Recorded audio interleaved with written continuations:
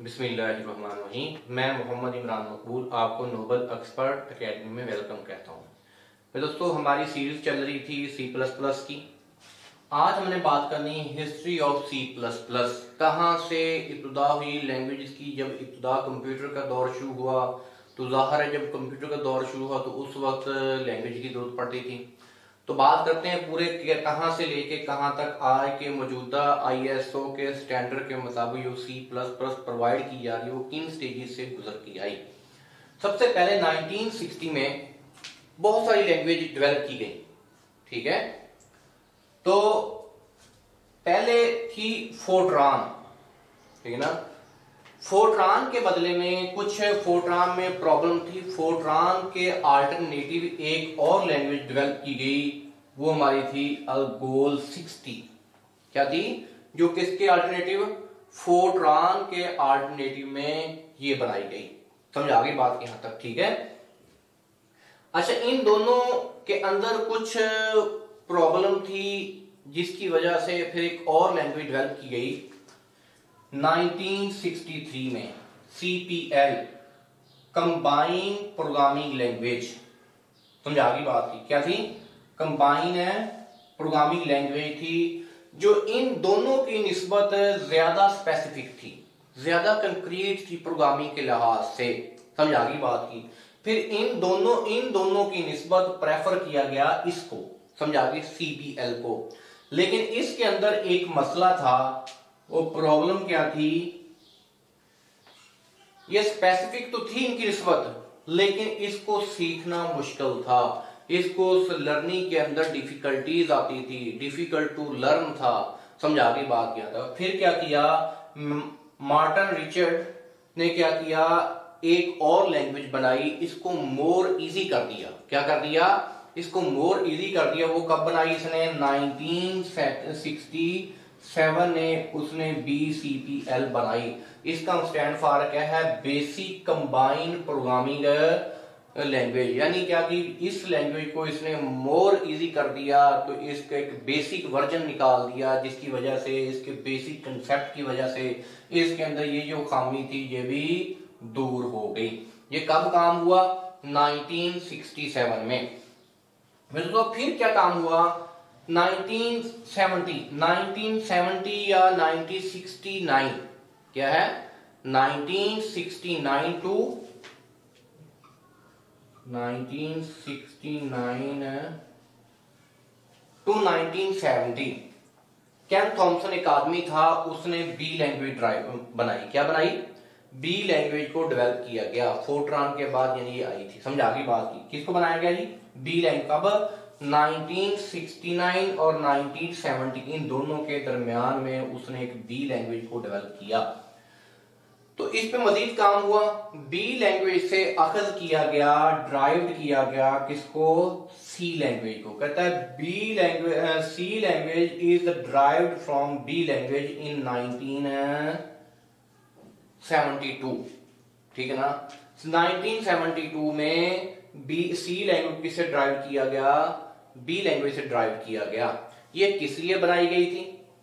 ये सिस्टम्स आमतौर पे बात करें तो सी लैंग्वेज जो है ये एप्लीकेशन सॉफ्टवेयर और सिस्टम सॉफ्टवेयर को बनाने के लिए बनाई गई थी। लेकिन उस वक्त जो इस पे काम हुआ वो काम कौन सा हुआ? System software under the Unix operating system. किसके? यानी सिस्टम सॉफ्टवेयर बनाने के लिए सिस्टम सॉफ्टवेयर कौन सा था? यूनिक्स ऑपरेटिंग सिस्टम को बनाने के लिए 1972 पे बी से सी लैंग्वेज को ड्राइव किया गया। ये सबसे पहला इसका वर्जन था, ओल्ड वर्जन था। समझा? अर्लियर वर्जन इसका था ये वाला KR, जो सबसे पहला वर्जन था, जो सबसे इब्तिदा हुई सी लैंग्वेज की। उस वक्त दो आदमी थे, कनेंग और रिची, ये जिन्होंने इस वर्जन को बनाया था। इसलिए इन दोनों के नाम पे इस वर्जन का नाम रखा गया KR के नाम से। ये पहला वर्जन था। फिर इस पे काम हुआ। ये काम किसको दे दिया गया? ANSI, American national standard institute. ये क्या है? एक ये स्टैंडर्ड बनाने वाली एक कंपनी है, स्टैंडर्ड बनाने वाला एक अदारा है जो किसी भी लैंग्वेज, जो किसी भी चीज को स्टैंडर्ड दे देता है, तो फिर इंटरनेशनल लेवल पे वो चीज एक ऑथेंटिक चीज बन जाती है। तो फिर क्या किया उन्होंने? एक और वर्जन निकाला, न्यू वर्जन निकाला, जिसका नाम रखा गया आंसी सी। वो किसके बाद आया जी? वो किसके बाद आया? वो सी लैंग्वेज के एंड आर सी के वर्जन के बाद एक और वर्जन आया, अमेरिकन नेशनल स्टैंडर्ड इंस्टीट्यूट सी। इसको आंसी सी भी कहा जाता है। पेपर में क्वेश्चन पूछ सकता है व्हाट इज आंसी सी, समझा गए? तो आंसी सी के अमेरिकन नेशनल स्टैंडर्ड इंस्टीट्यूट क्या किया? न्यू फीचर ऐड की। किसमें? पुराने अर्लियर वर्जन में न्यू फीचर ऐड की, तो एक नया वर्जन आ गया आंसी सी हमारे पास आ गया। समझा गई बात की? इसमें न्यू फीचर भी आई और ओल्ड फीचर वो भी इसमें थी। जो फीचर अर्लियर वर्जन के एंड आर में थी वो भी इसमें थी और न्यू फीचर भी इसमें ऐड की गई। समझा गई बात की? ये हमारे पास अभी तक सी लैंग्वेज की बात हो रही है। फिर क्या हुआ? 1980 में वर्जन स्ट्रैप ने क्या किया? बेल लैबोरेटरी से इसने सी प्लस प्लस पे काम करना शुरू कर दिया। क्या करना शुरू कर दिया जी? वहां से इसकी इब्तिदा शुरू हुई इसके बनाने की। समझा गई बात यहां तक? और 1985 में इसका पहला वर्जन रिलीज हुआ। जो सबसे पहला वर्जन सी प्लस प्लस का रिलीज हुआ 1985 में, सबसे पहले सी प्लस प्लस की इब्तिदा की गई। समझा गई बात यहां तक? ठीक है, यानी 1980 में इस पे काम शुरू हुआ इसकी डेवलपमेंट का। किसके? सी के बाद सी प्लस पे काम, क्योंकि C plus plus is the advance form of the C language. C plus plus is the advance form of the C language.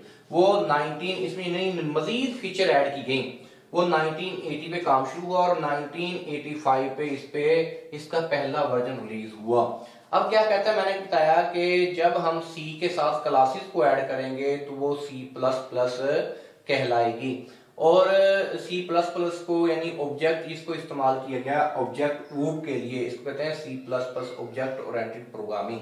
यानी किसके थ्रू की जाती है? सी प्लस प्लस के थ्रू। जब क्या है सी प्लस प्लस में या सी लैंग्वेज में हम क्लासेस को ऐड करेंगे तो क्या बन जाएगा? वो ऑब्जेक्ट ओरिएंटेड प्रोग्रामिंग बन जाएगी। इनहेरिटेंस को ऐड कर देंगे तो वो क्या बन जाएगी? हमारी ऑब्जेक्ट ओरिएंटेड प्रोग्रामिंग बन जाएगी। समझा गई बात की?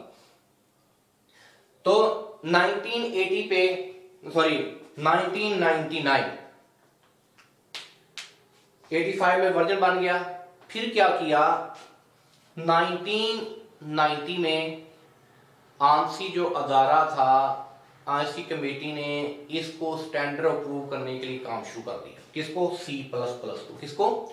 सी प्लस प्लस को स्टैंडर्ड अप्रूव करने के, स्टैंडर्ड लैंग्वेज अप्रूव करने के लिए काम शुरू कर दिया।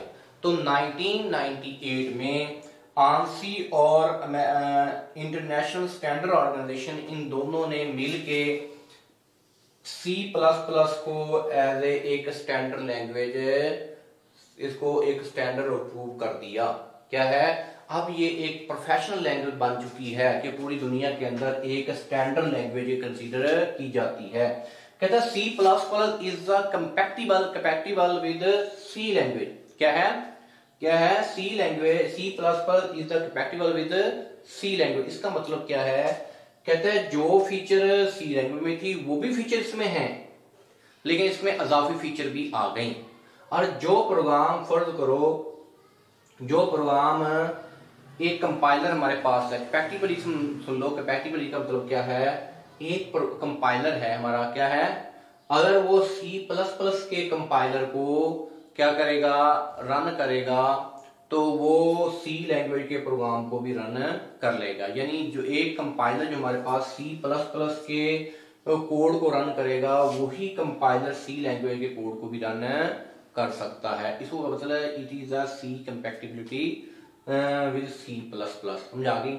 यानी एक 1960 लेके 1998 में एक स्टैंडर्ड तय करने तक पूरे के पूरे प्रोसेस को मैंने आपको एक्सप्लेन कर दिया है, कैसे किन किन लैंग्वेज से ये बनी है। दोस्तों उम्मीद है आपको ये वीडियो बड़ी इंटरेस्टिंग लगी होगी। इंशाल्लाह नेक्स्ट वीडियो में बात करेंगे इसकी फीचर के मुताबिक। जज़ाकल्लाहु खैरन।